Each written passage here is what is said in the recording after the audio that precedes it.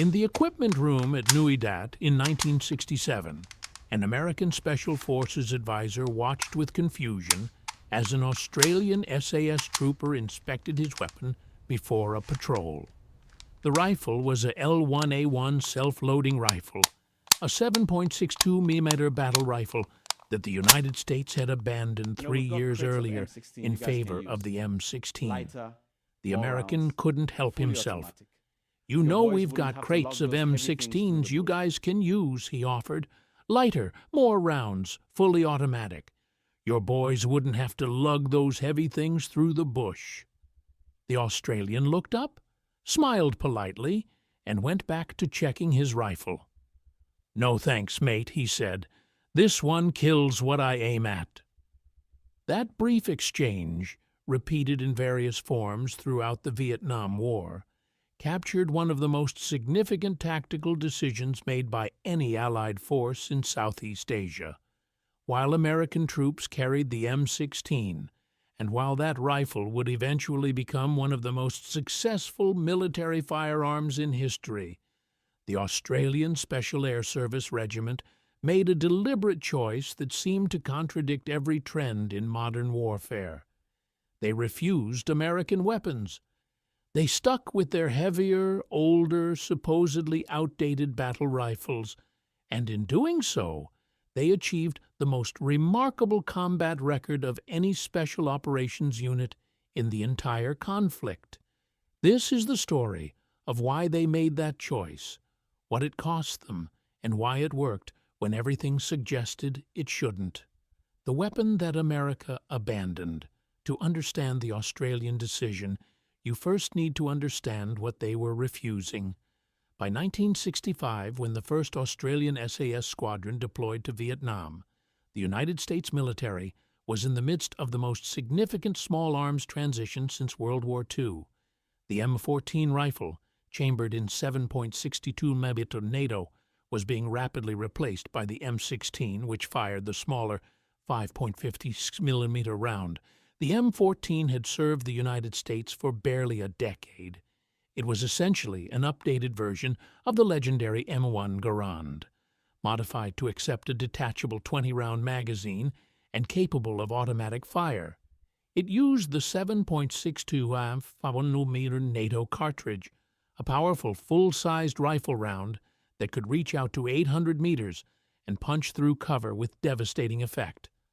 The rifle weighed just under 10 pounds loaded, measured over 44 inches long, and hit like a freight train.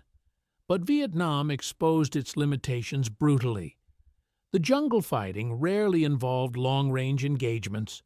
Most firefights happened at distances under 300 meters, often much closer. The M14's length made it unwieldy in thick vegetation. Its weight, combined with the weight of its heavy ammunition, meant soldiers carried fewer rounds, and in automatic mode the rifle's powerful recoil made it nearly impossible to control. Soldiers would empty their magazines in seconds, hitting nothing but trees and sky. The M16 seemed like the perfect solution. At just over 6 pounds empty, it was nearly 40% lighter than the M14. Its 5.50mm rounds weighed less than half what a 7.62mm cartridge weighed, allowing soldiers to carry twice as much ammunition for the same weight. The reduced recoil made automatic fire actually controllable. Its shorter length, especially in the later CAR-15 carbine version, was ideal for jungle warfare. On paper, it was revolutionary. In practice, at least initially, it was a disaster. The early M16s shipped to Vietnam in 1965 and 1966 suffered from catastrophic reliability problems. Soldiers reported weapons jamming constantly, often at the worst possible moments. The issue stemmed from multiple sources. The Army had changed the powder used in the ammunition without adequate testing. The rifles arrived without cleaning kits based on the manufacturer's absurd claim that they were self-cleaning. The chambers lacked chrome plating, leading to corrosion in Vietnam's humidity.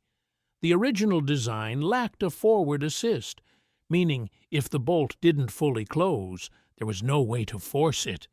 The result was American soldiers dying because their rifles failed them. Congressional investigations followed. Modifications were rushed into production. By 1967 and 1968, most of the problems had been addressed. The M16A1 that emerged was reliable, effective, and would go on to serve the U.S. military for decades. But the damage to its reputation was done, and for the critical early years of Australian involvement in Vietnam, the M16 was known primarily for getting people killed. This was the weapon the Americans were offering to the Australians, and the Australians, politely but firmly, said no. The rifle they chose instead. The Australian SAS carried the L1A1 self-loading rifle known universally as the SLR. It was the British Commonwealth version of the Belgian FN-FAL, and it was everything the M16 wasn't. Heavy, long, chambered in the full-power 7.62mm NATO cartridge, semi-automatic only, unless modified. It represented old thinking, traditional warfare, a design philosophy that much of the world was moving away from, and the Australians loved it. The L1A1 had entered Australian service in 1959, manufactured at the Small Arms Factory in Lithgow. Between 1959 and 1986, Lithgow would produce approximately 220,000 of these rifles, exporting them throughout the Commonwealth and Pacific region. The Australian version was nearly identical to the British L1A1, with minor differences in the receiver lightning cuts. It was a gas-operated, air-cooled rifle that fed from a 20-round detachable box magazine. Loaded with a full magazine, it weighed just under 11 pounds. It measured 44.7 inches in length. It could engage targets effectively, out to 600 meters. More importantly, it was reliable. The L1A1's gas piston system was robust and forgiving. It didn't require the same level of constant maintenance as the early M16s. It could withstand dirt, mud, and the corrosive humidity of tropical warfare. Australian soldiers could go days in the field without cleaning their rifles and still count on them to fire when needed. The design was simple, mechanical, and nearly foolproof. The 7.62mm NATO round it fired was formidable, a 147-grain full metal jacket bullet leaving the barrel at around 2,800 feet per second, delivering over 2,500 foot-pounds of energy. It would punch through palm trees, bamboo, sandbags, and cover that would stop the lighter 5.56mm round. When it hit a human target, it hit with enough energy to guarantee an immediate stop. There was no question about whether the round would be effective. If you hit them, they went down and stayed down. This certainty mattered enormously to Australian soldiers, and it mattered doubly to the SAS. Their patrols operated in 5-man teams, inserted deep into enemy territory for weeks at a time. If they made contact, they were almost always outnumbered, often dramatically. They needed absolute confidence that every round they fired would count. They needed to know that when they squeezed the trigger, the target would drop. The L1A1 gave them that confidence. The early M16, with its reliability issues and questions about the stopping power of the 5.56mm round, did not. But there was more to the Australian choice than just weapon reliability. There was history, experience, and a completely different tactical philosophy that had been refined through a decade of jungle warfare before the first Australian boot touched Vietnamese soil. The Malayan education. The Australian SAS didn't arrive in Vietnam as novices. They arrived as perhaps the most experienced jungle warfare unit in the world, carrying hard-won knowledge from conflicts the Americans had barely heard of. Between 1950 and 1960, during the Malayan Emergency, and then from 1963 to 1966 during the Indonesian confrontation in Borneo, Australian and British Commonwealth forces had perfected techniques for fighting communist insurgents in Southeast Asian jungles. The lessons learned there shaped everything the Australians would do in Vietnam, including their choice of weapons. The Malayan Emergency had been a 12-year counterinsurgency campaign against communist terrorists operating in the jungles of Malaya. British and Commonwealth forces, including New Zealand SAS and the newly formed Australian SAS Company, had fought a war that looked remarkably similar to what would later unfold in Vietnam. Small unit patrols tracking elusive enemies through triple canopy jungle, ambushes on jungle trails, long periods of silent observation punctuated by brief, violent contact. The communists they fought were experienced, dedicated, and intimately familiar with the terrain. The Commonwealth forces learned to fight the same way. They learned patience. They learned to move silently, to observe without being observed, to set ambushes that left no survivors to report their positions. They learned that in jungle warfare, stealth and marksmanship mattered more than volume of fire. They learned that it was better to carry less ammunition for a more powerful weapon than more ammunition for something that might not stop the enemy when you needed it to. They also learned that their weapons needed to work in the worst possible conditions. The Malayan jungle was hot, humid, and unforgiving. Metal corroded overnight, moving parts seized, springs weakened. The British Commonwealth forces carrying the L1A1 and its predecessor, the FN-FAL, learned that these rifles kept working when everything else failed. That reliability became doctrine. Then came Borneo. Between 1963 and 1966, as Indonesia attempted to destabilize the newly formed Federation of Malaysia, Australian SAS squadrons deployed to the jungles of Borneo for what may have been the most physically demanding operations they ever conducted. The Borneo terrain made Malaya look easy. Dense mountainous jungle, vast impenetrable swamps, a 700-mile border to patrol. Australian SAS patrols lasted for weeks, sometimes months.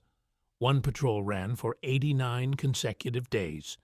The operations in Borneo, particularly the secret cross-border Claret operations into Indonesian territory, required absolute stealth. Patrols couldn't leave any trace of their presence.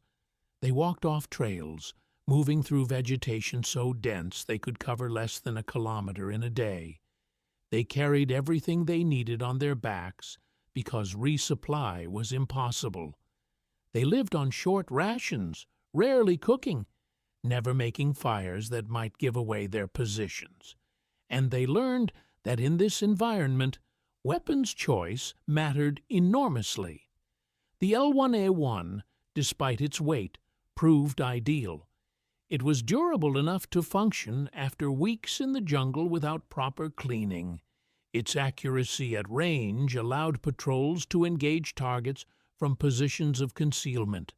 Its stopping power meant that when they did fire, they could break contact before the enemy could coordinate a response.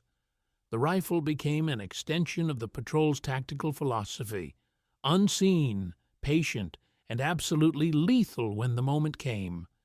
Between Malaya and Borneo, the Australian SAS killed at least 20 Indonesian soldiers in a series of ambushes and contacts during operations that were never publicly acknowledged until years later.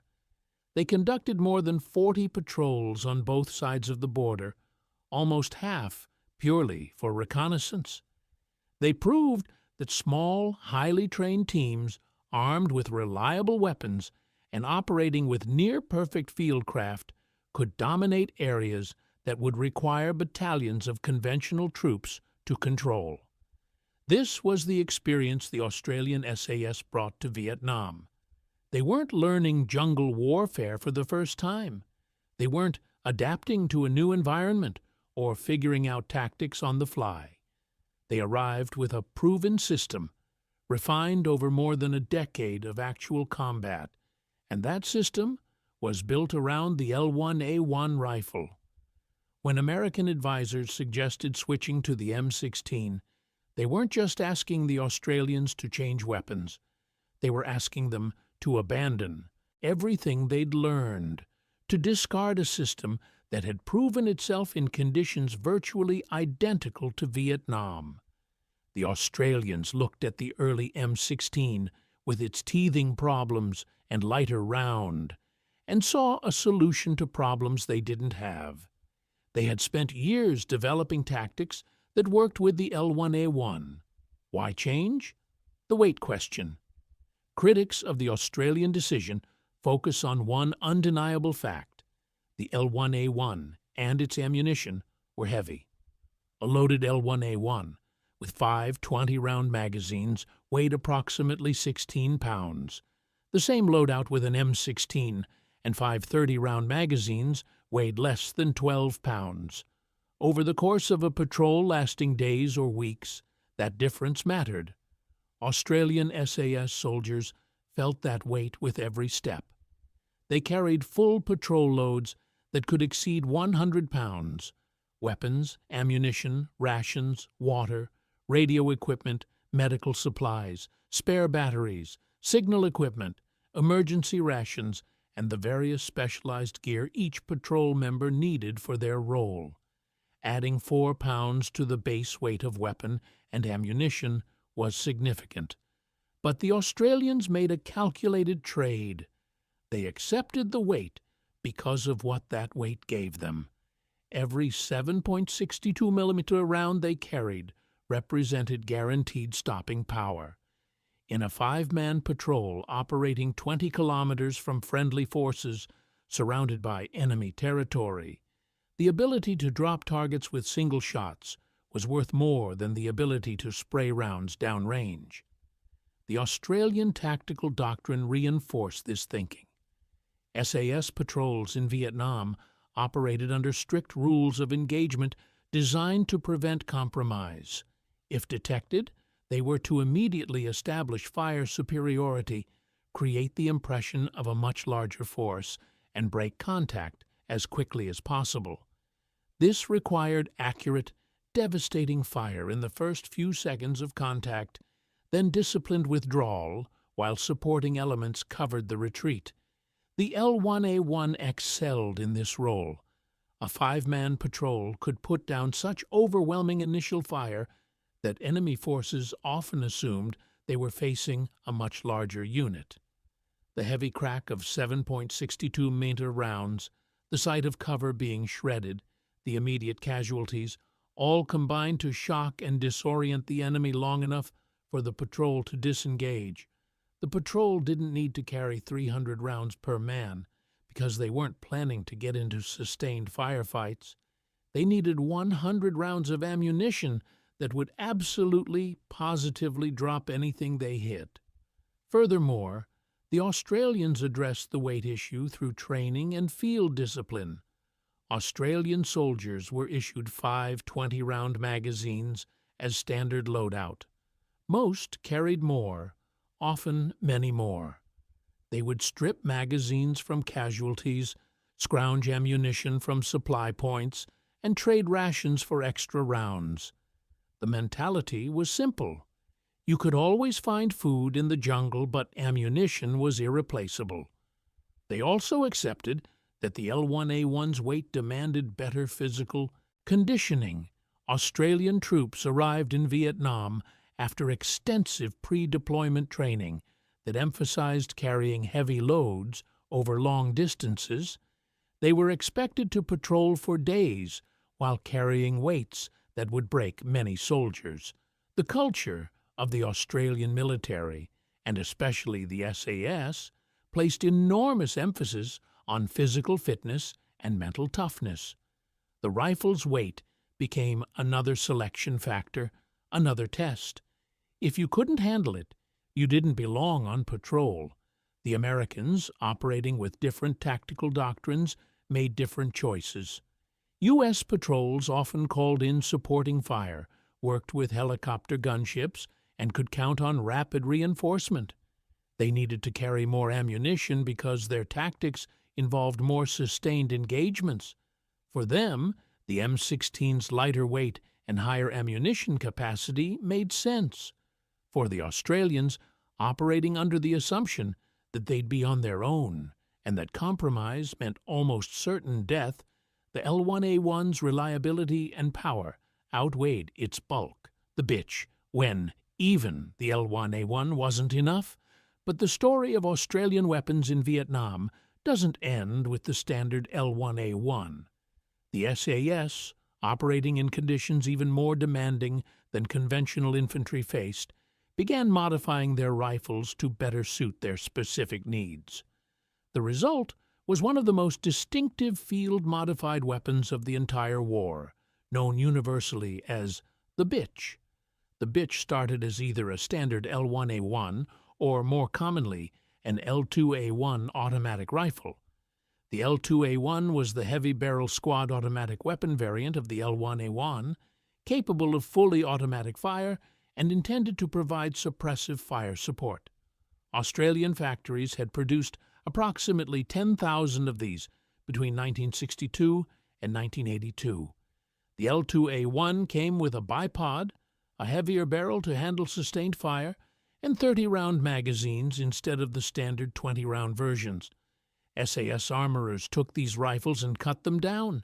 They sawed the barrel off just after the gas block, reducing the overall length significantly.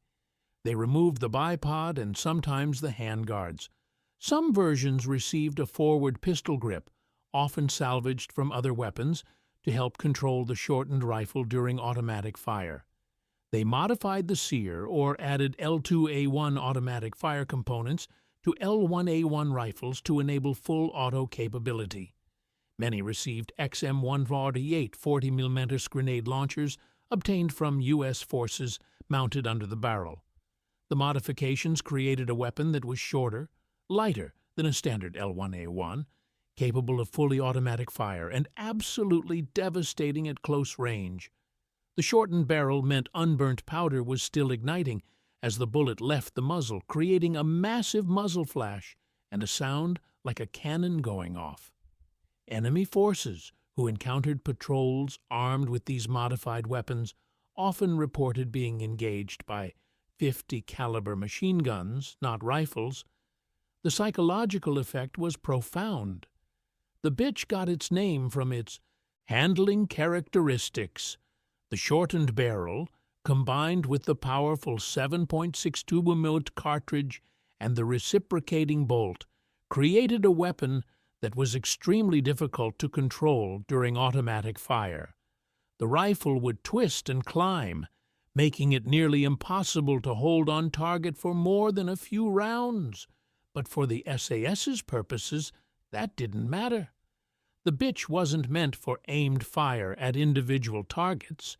It was meant to create overwhelming violence in the first seconds of contact, to make a 5-man patrol sound like a company-sized unit, to force the enemy to break contact before they could coordinate a response. During ambushes and firefights, the bitch made an unforgettable first impression. The massive muzzle flash, the thunderous report, the devastating impact of 7.62mm rounds on full automatic all combined to create chaos.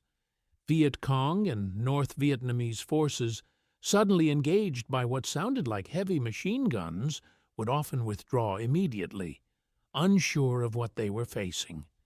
By the time they regrouped and returned with reinforcements, the patrol was gone, vanished into the jungle without leaving a trace. The Australian military eventually formalized some of these modifications, developing shorter versions with proper flash suppressors and improved control characteristics. But the field-expedient versions continued to see use throughout the war. They represented the Australian approach to weapons: practical, focused on tactical needs, and willing to modify or improvise when standard equipment didn't meet operational requirements. It's worth noting that while the SAS used these modified weapons extensively, They also carried standard M16s on some operations, and mixed loadouts within patrols were common.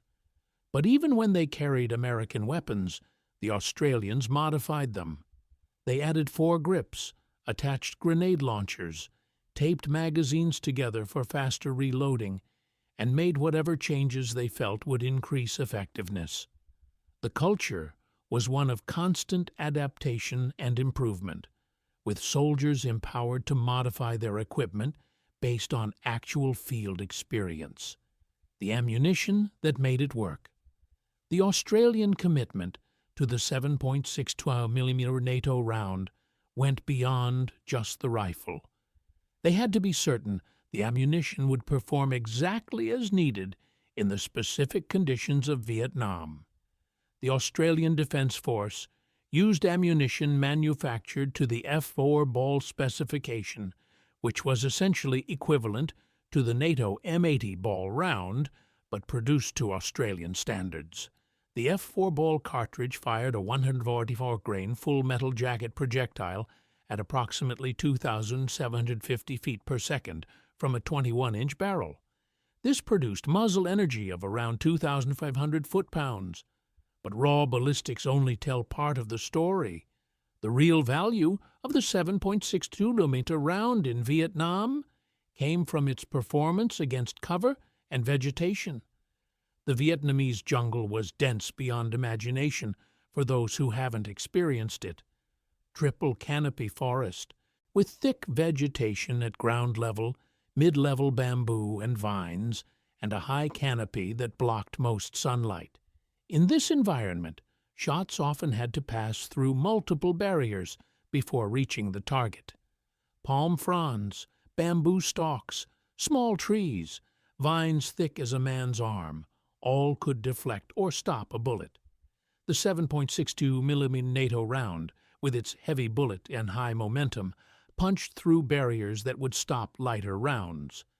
A 5.50mm bullet hitting a palm tree at an angle might deflect wildly or tumble, losing most of its energy and becoming ineffective. A 7.62mm round would often punch straight through, emerging on the other side with enough energy to still be lethal. This mattered enormously in jungle firefights, where clear lines of sight were rare and most targets presented partially obscured. The round's superior long-range performance also proved valuable in ways the Americans didn't initially appreciate. While most jungle firefights happened at close range, there were exceptions. River crossings, clearings, villages, and trails sometimes offered longer sight lines. In these situations, the 7.62mm effective range of 600-plus meters gave Australian patrols options that troops armed with 5.50mm weapons didn't have. An Australian patrol could engage targets at ranges where the M16 became marginal, and do so with confidence.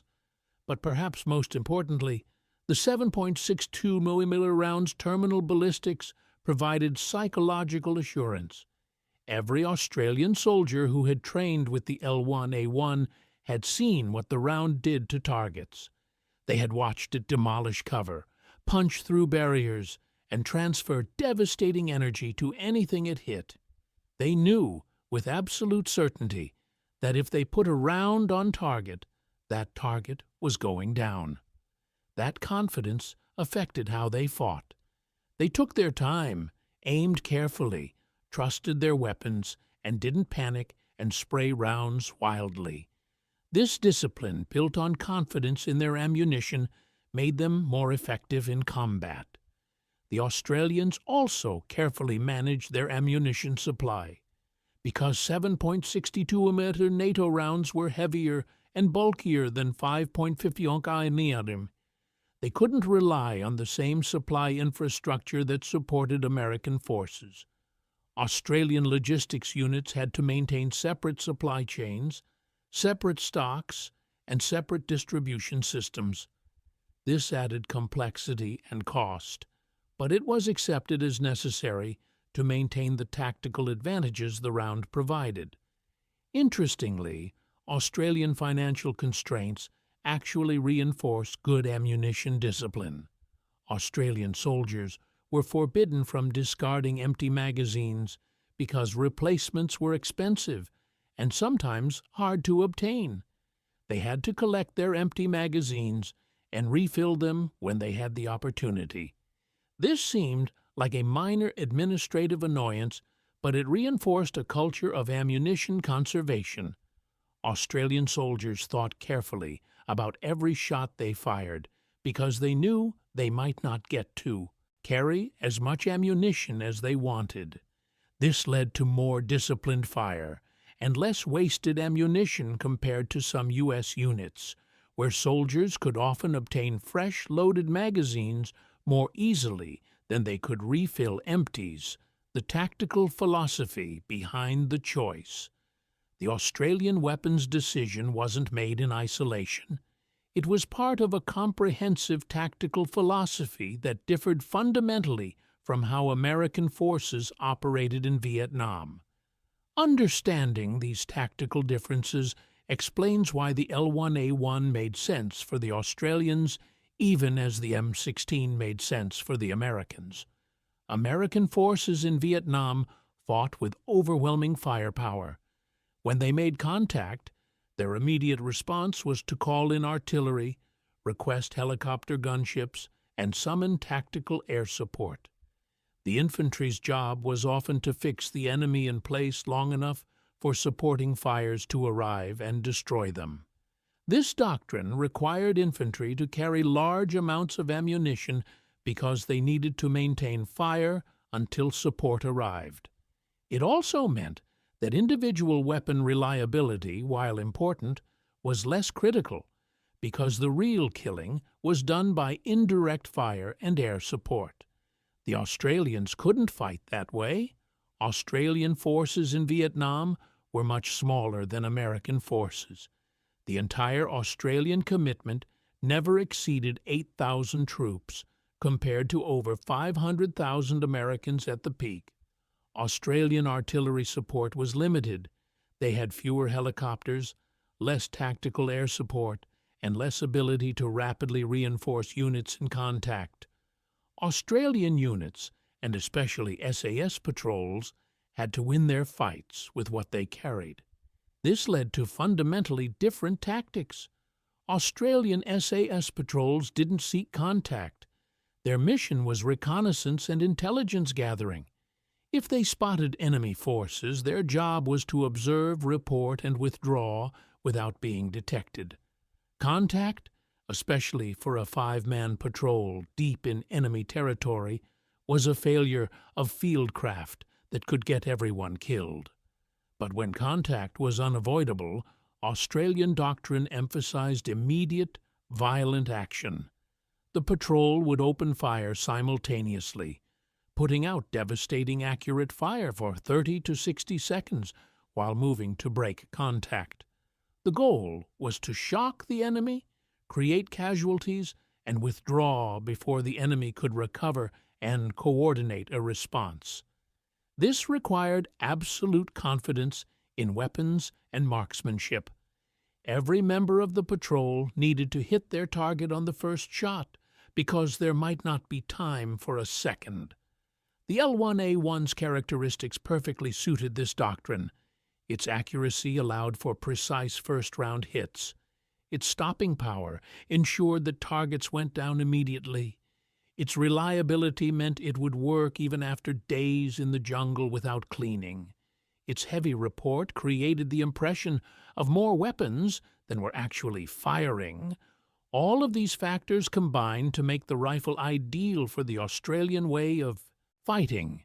The Australians also emphasized marksmanship to a degree that surprised American observers.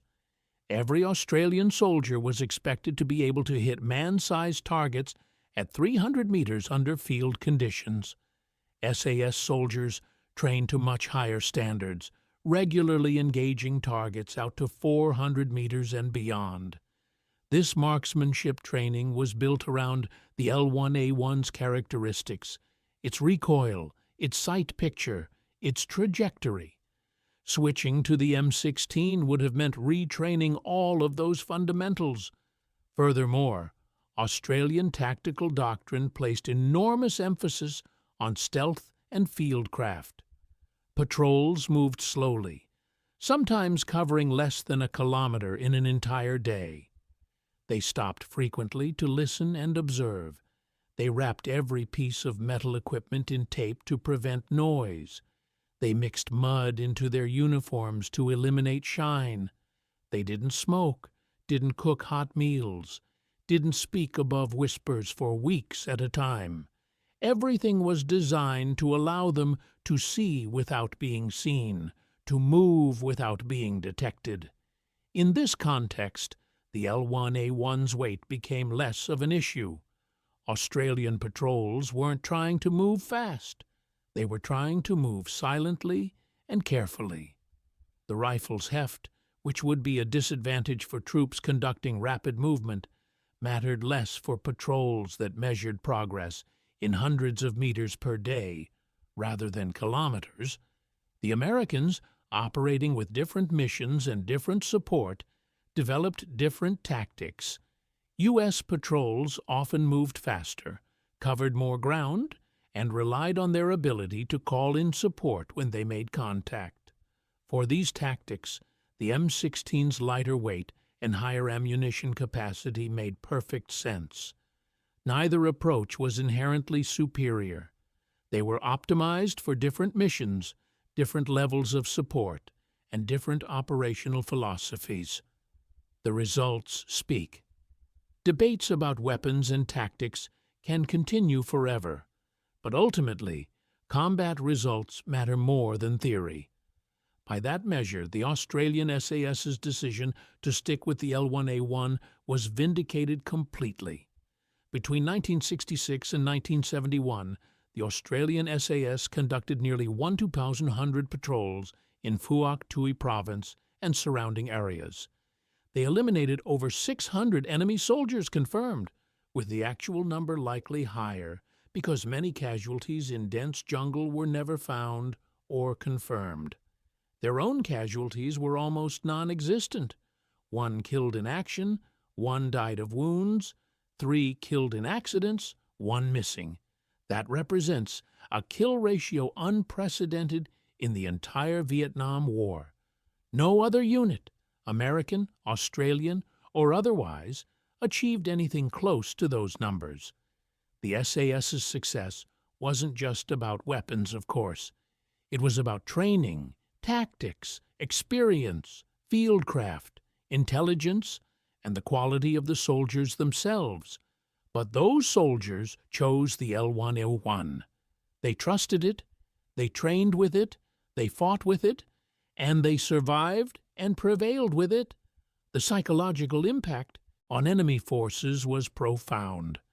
Viet Cong fighters interviewed after the war consistently mentioned the Australian SAS as the most feared enemy they faced. Captured enemy documents from 1967 and 1968 specifically warned units about Australian SAS operations. The guidance for dealing with American forces was detailed, covering tactics and techniques. The guidance for dealing with the SAS was simple and chilling. Avoid contact if possible. If contact is unavoidable, assume you are already under observation. That reputation was built on fieldcraft and tactics, but it was enabled by weapons that worked. Every time an SAS patrol made contact, their rifles fired when they needed them to fire. Their rounds hit what they aimed at. Their targets went down and stayed down. The reliability and effectiveness of the L1A1 allowed the Australians to execute tactics that depended on perfect weapon performance in the worst possible conditions. It's worth noting that some Australian conventional units in Vietnam did use M16s, particularly scouts, and some specialized roles where the lighter weight and higher ammunition capacity were valuable. But the SAS, the units doing the most demanding and dangerous work, stuck with the L1A1 throughout the war. That choice sustained over 5 years of continuous operations, speaks volumes about their confidence in the weapon. The larger lessons. The story of the Australian SAS and the L1A1 in Vietnam contains lessons that remain relevant decades later. The most obvious is that newer isn't always better, and that weapon choice must be matched to tactics, training, and operational requirements rather than following fashion or pressure from allies. The Australians succeeded in part because they had the confidence to follow their own path. They had proven their tactics in Malaya and Borneo. They had refined their techniques over more than a decade. They knew what worked for them. When well-meaning American advisors offered them newer weapons, they politely declined because they understood that their system was integrated and proven. Changing one component, even upgrading it in isolation, could break the entire system. This lesson has been forgotten and relearned multiple times in military history. Weapons that look superior on a firing range often prove less effective in actual combat when the supporting doctrine, training, and tactics aren't adapted to match. The Australians understood this intuitively. They knew that a soldier who has trained for years with one weapon and built muscle memory and confidence will be more effective than the same soldier handed a better weapon he doesn't know as well. The Australian experience also demonstrates the value of allowing frontline units to make their own equipment choices based on their specific missions. The SAS wasn't forced to use standard weapons. They were permitted, even encouraged, to modify weapons and select alternatives if those alternatives better suited their needs. The IBIC field expedient creation of the bitch showed Australian soldiers taking initiative to solve problems they faced in combat. That permission to innovate, that trust in soldiers to know what they needed, produced more effective fighting units. There's also a lesson about the relationship between physical demands and effectiveness. Modern military thinking often focuses on reducing soldier load, making equipment lighter and easier to carry. This is generally good, but the Australian experience shows that soldiers will accept heavier equipment if they believe it makes them more effective. The SAS carried heavy rifles and heavy ammunition because they trusted those tools to keep them alive. The weight was a burden they accepted because the alternative, lighter weapons that might fail or might not stop targets reliably, was unacceptable. Finally, the Australian experience highlights the importance of reliability over capability. The early M16 had capabilities the L1A1 lacked. It was lighter, it carried more ammunition, it could fire fully automatically. But none of that mattered if it jammed at the critical moment. The L1A1, heavier and less sophisticated, worked every time.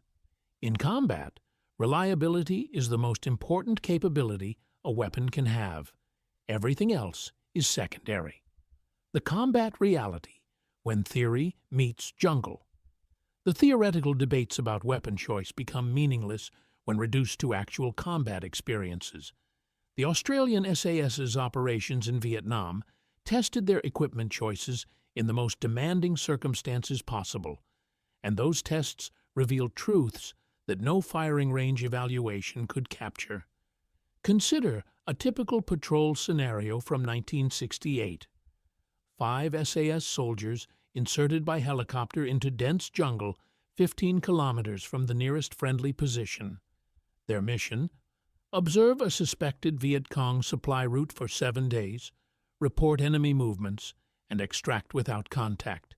Each man carries approximately 100 pounds of equipment: weapon, ammunition, water for 7 days, rations, radio equipment, batteries, medical supplies, signal devices, emergency gear, and mission-specific equipment.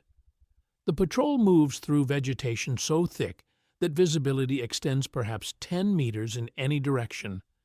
The temperature hovers around 95 degrees Fahrenheit with near 100% humidity. Every step must be silent, every movement carefully controlled. They stop every few hundred meters to listen, sometimes remaining frozen for 30 minutes, just watching and waiting. Progress is measured in hundreds of meters per day. On the third day, the patrol establishes an observation point overlooking the trail. They remain absolutely still for 14 hours, watching. Late afternoon, movement. 4 Viet Cong, armed with AK-47s, moving down the trail. The patrol observes, photographs, reports via radio. The enemy passes within 30 meters, never knowing they were being watched. Night falls. The patrol remains in position, taking shifts on watch. 4th day. More. Movement. This time, a larger group, perhaps 15 enemy soldiers, some carrying heavy weapons. Again, observation, photographs, reports. The intelligence is valuable, but the patrol's value lies in remaining undetected. 5th day. Something goes wrong. Perhaps the radio transmission was detected. Perhaps a local villager spotted signs of their presence. Perhaps pure bad luck. But suddenly, the patrol finds itself compromised. Enemy forces are moving toward their position, searching. The patrol commander makes the decision. Break contact, move to alternate extraction point, call for emergency pickup. This is where weapon choice becomes life or death. The patrol must move quickly now, abandoning some of the careful stealth that had protected them. They can hear enemy forces nearby, converging on their last known position. They're heading toward a clearing suitable for helicopter extraction, but they have to get there first. Contact comes suddenly. Enemy soldiers appear on the trail ahead, perhaps 40 meters away. The patrol has no choice. The lead scout's L1A1 fires. The heavy crack of the 7.62mm round echoes through the jungle. The target drops. Simultaneously, the other patrol members open fire. 5 rifles, all firing at once, the sound like a heavy machine gun. Enemy soldiers dive for cover. Return fire begins, AK rounds snapping through the vegetation. The patrol is already moving, firing and maneuvering. One man provides covering fire while the others bound backward, then roles switch. The tactical withdrawal they've practiced hundreds of times now executed under fire. The L1A1s keep firing, carefully aimed shots at any movement, any target. The 7.62mm rounds punch through the bamboo and palm fronds that would have stopped lighter rounds, finding targets behind cover. 60 seconds of contact. Then the patrol is moving again, the enemy confused about how many soldiers they faced, hesitant to pursue. The heavy rifle fire suggested a much larger force. The patrol reaches the clearing. The radio operator calls for immediate extraction. 8 minutes until the helicopter arrives. 8 minutes of holding position, of being exposed, of knowing the enemy is organizing and moving toward them. The patrol establishes a hasty defensive perimeter around the landing zone. Every man knows his sector, his responsibility. They can hear movement in the jungle, voices calling in Vietnamese, the enemy converging. The helicopter is 6 minutes out, then 4, then 2. The enemy arrives first. Fire erupts from the tree line. The patrol responds instantly. Disciplined return fire from the L1A1s, carefully aimed shots at muzzle flashes and movement. The radio operator continues coordinating with the incoming helicopter. 1 minute out. The pilot can hear the firefight. The helicopter appears. Door gunners already firing into the tree line. The patrol lays down covering fire while moving to the aircraft. As each man reaches the helicopter, he turns and continues firing. While the next man runs, the last man is the patrol leader. He fires his final magazine, drops it, and runs for the helicopter while the door gunners suppress the enemy positions. The helicopter lifts off. Ground fire follows it up, but they're clear. 5 men, all alive, all functional, bringing back critical intelligence. One patrol member has a minor wound from a fragment. The others are unscathed. Their L1A1s, which have been in the jungle for 5 days without cleaning, have all functioned perfectly. Every trigger pull resulted in a round fired. Every round fired was accurately placed. This scenario, or variations of it, played out dozens of times during Australian SAS operations in Vietnam. The rifles they carried worked when everything depended on them working. The ammunition they fired stopped targets that needed to be stopped. The training and tactics they had developed around those weapons allowed them to survive situations where they were outnumbered and isolated. The choice to stick with the L1A1 wasn't vindicated by range testing or theoretical analysis. It was vindicated by men coming home alive. Technical realities beyond the specifications. The published specifications of the L1A1 and M16 tell only part of the story. The real differences between these weapons emerged in field conditions that no test protocol could replicate. Understanding these practical differences explains why the Australians remained committed to their choice, even as pressure mounted to conform to American equipment standards. The L1A1's gas system proved remarkably tolerant of adverse conditions. The rifle used a gas piston that struck the bolt carrier, driving it rearward to cycle the action. This system kept most of the combustion gases and carbon fouling away from the bolt itself. A soldier could fire hundreds of rounds without the bolt becoming so fouled that it affected reliability.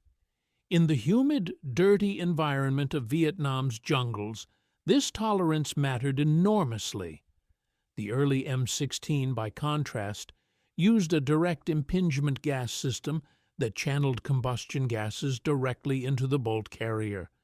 This made the rifle lighter and simpler in some ways, but it meant that carbon fouling accumulated directly on the bolt and in the carrier. Combined with the early ammunition problems and the lack of chrome-plated chambers, this created reliability nightmares that cost lives. Even after the M16A1 addressed most of these issues, the fundamental difference remained. The M16 required more frequent cleaning and more careful maintenance. For conventional infantry with regular access to cleaning supplies and time to maintain weapons, this wasn't a critical problem. For SAS patrols spending weeks in the jungle, where every minute spent cleaning weapons was a minute exposed and potentially compromised, the L1A1's tolerance of neglect was a significant advantage. The magazines told a similar story. The L1A1's 20-round magazines were heavy, made of steel, and simple in design. They were nearly indestructible. Soldiers could drop them in mud, step on them, abuse them terribly, and they continued to function. The early M16 magazines, particularly the waffle pattern magazines, were much more susceptible to damage and feeding problems. Dents, dirt, or corrosion could cause failures. Later aluminum magazines improved reliability, but they still couldn't match the ruggedness of the L1A1 steel magazines. The sights on the L1A1 were also better suited to the shooting that SAS patrols actually did. The rifle used aperture sights with clear, simple sight picture and adjustment.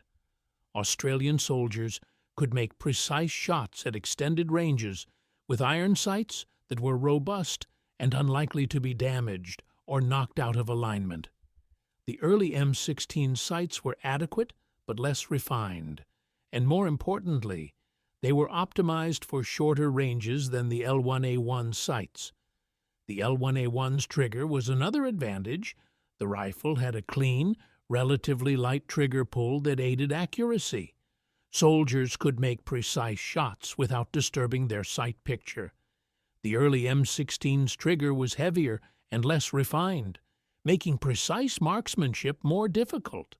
For a force that emphasized accurate fire over volume, this mattered. Weight distribution also played a role.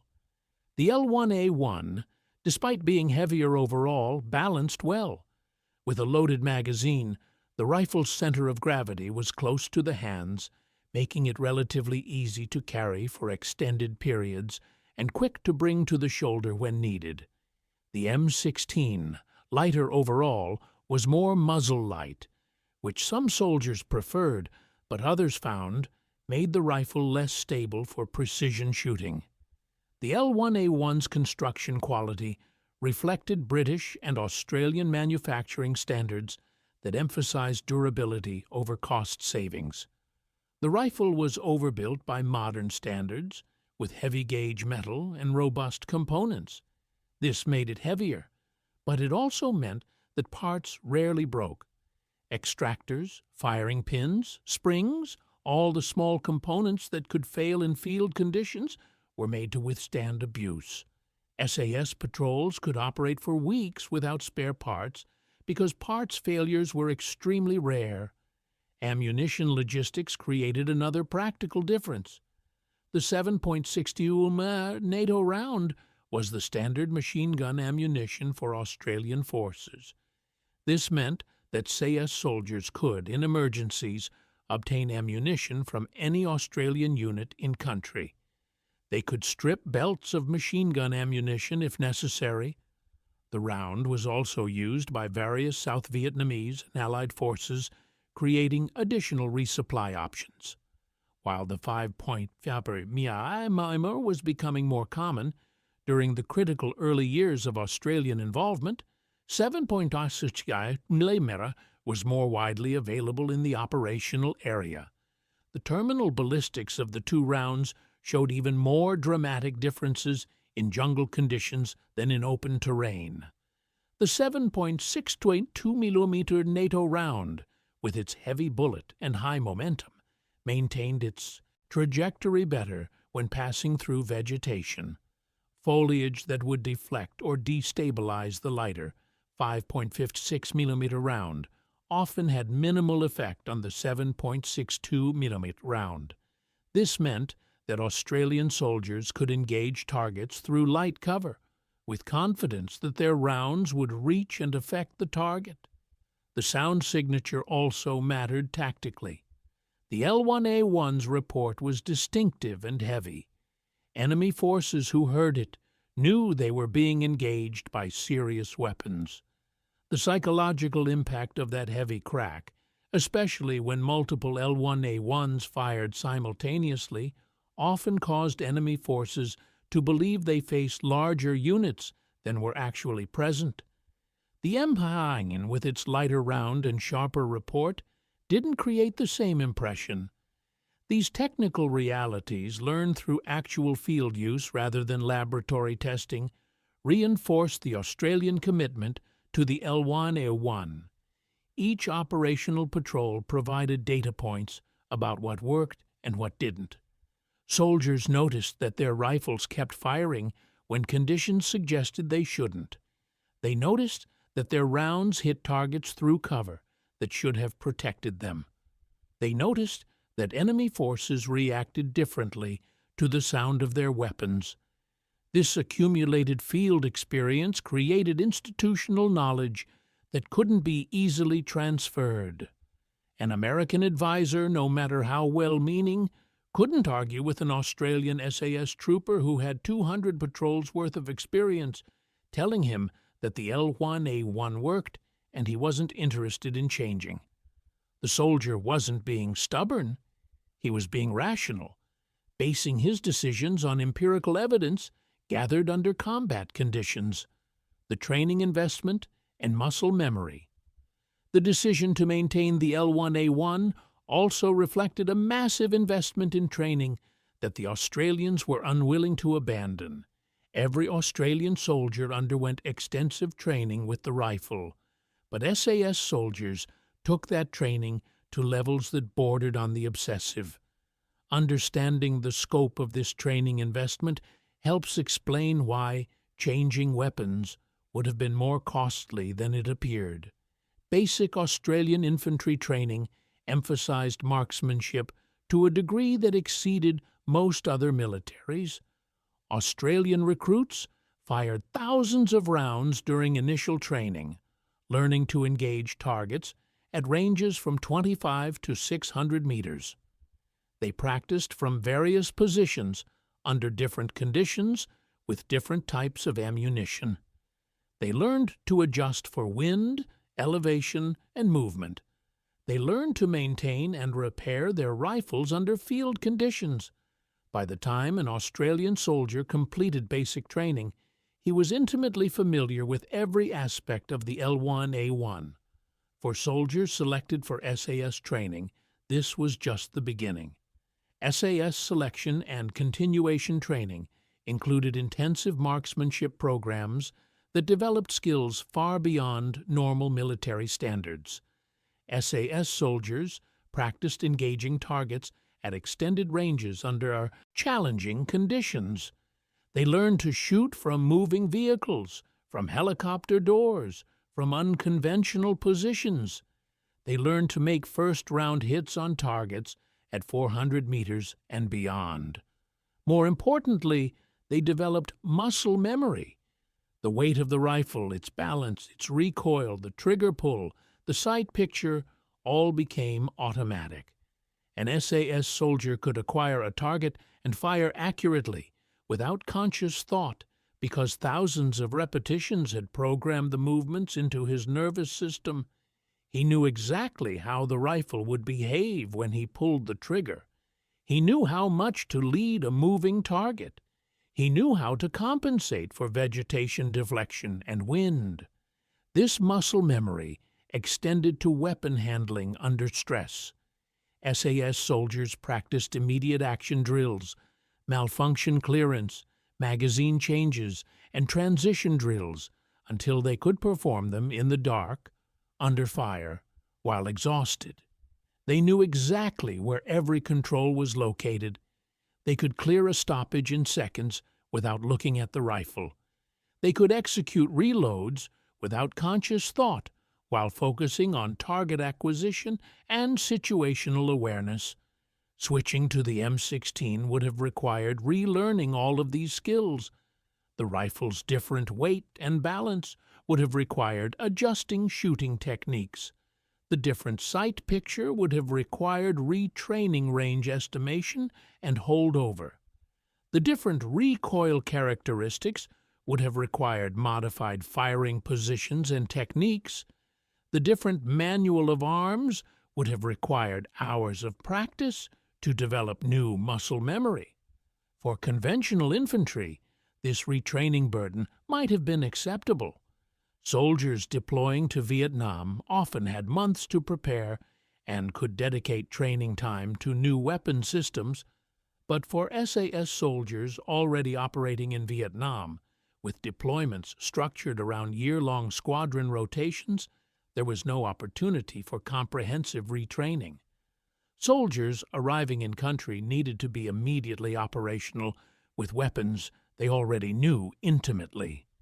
The Australian training system also created cultural expectations around the L1A1. The rifle was part of what it meant to be an Australian soldier. Stories and traditions surrounded it. Experienced soldiers mentored junior soldiers in its use. Techniques and tricks were passed down. The rifle appeared in unit insignia and unofficial emblems. This cultural dimension, while intangible, reinforced soldiers' connection to the weapon and their confidence in its capabilities. Furthermore, the integration of weapon characteristics into tactical doctrine meant that changing weapons would have required changing tactics. Australian immediate action drills were built around the L1A1's characteristics. Their patrol movement techniques considered the rifle's weight and balance. Their ambush drills assumed certain rates of fire and accuracy standards. Changing the weapon would have required revising these doctrines and retraining entire units, a massive undertaking with uncertain benefits, the weapon's legacy.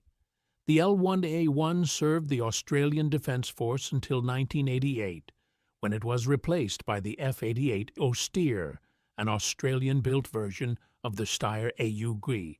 Some reserve units continued using the L-1A1 until the early 1990s. Today, the rifle is remembered with enormous affection by those who carried it, particularly by veterans of Vietnam. Many Australian Vietnam veterans will tell you the L-1A1 was the finest infantry rifle ever made. They'll describe its reliability, its accuracy, its stopping power, and its feel. They'll tell you about firefights where their rifles worked when they needed them to work. They'll tell you about targets dropped at ranges where lighter weapons wouldn't have been effective. And they'll tell you that they trusted that rifle with their lives, and it never let them down. The modified versions, the bitch in its various configurations, have become legendary. Photos of SAS soldiers in Vietnam carrying these shortened modified rifles have become iconic images of Australian special operations. Military historians and collectors consider authentic examples of these field-modified weapons to be among the most valuable and significant small arms artifacts from the entire Vietnam War. The tactical lessons learned by the Australian SAS in Vietnam, many of them enabled or reinforced by their choice of weapons, continue to influence special operations forces worldwide. The emphasis on stealth, patience, marksmanship, and breaking contact rather than seeking extended engagement has become standard practice for reconnaissance units. The willingness to modify weapons to meet specific operational needs is now formalized in many special operations units' acquisition programs. But perhaps the most important legacy is simpler. The Australian SAS in Vietnam proved that a small number of superbly trained soldiers, armed with weapons they trusted and tactics they had mastered, could achieve results far beyond what their numbers suggested. They proved that confidence in equipment, born of experience and reliability, makes soldiers more effective. They proved that sometimes the old ways work better than the new ways, and that the wisdom to know the difference is worth more than any technical advancement. The choice vindicated. In the equipment room at Nui Dat in 1967, that Australian SAS trooper who declined the offer of an M16 wasn't being stubborn or traditional. He was being smart. He was going into the jungle for weeks at a time, operating 20 kilometers from friendly forces surrounded by enemy territory. He was going to a place where his 5-man patrol might face a battalion-sized force. He was going where reliability mattered more than weight, where stopping power mattered more than rate of fire, where confidence in his weapon could mean the difference between life and death. He chose the L-1A1 because he knew it would work. He knew that when he squeezed the trigger, the rifle would fire. He knew that when the round hit, the target would drop. He knew that after 2 weeks in the jungle without cleaning, the rifle would still function. He knew all of this because he had used that rifle in Malaya and Borneo, because his comrades had used it in combat before him, because the weapon had proven itself over more than a decade of jungle warfare. The Americans had made their choice based on their doctrine, their support structure, and their operational needs. They had chosen the M16, and eventually, after its teething problems were resolved, it would prove to be an excellent weapon that served them well for more than half a century. But the Australians had different needs, different tactics, and different requirements. They needed a rifle that worked in the worst possible conditions. They needed ammunition that would stop targets reliably with single shots.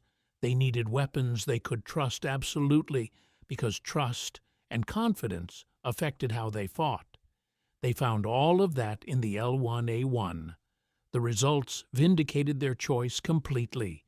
The most successful Special Operations Unit in Vietnam, measured by kill ratio, mission success, and survival rate, chose to stick with a weapon that much of the world considered outdated. They modified it to meet their needs.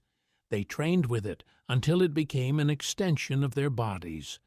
They carried it through jungles where lighter weapons might have seemed more practical, and they came home alive when many others did not.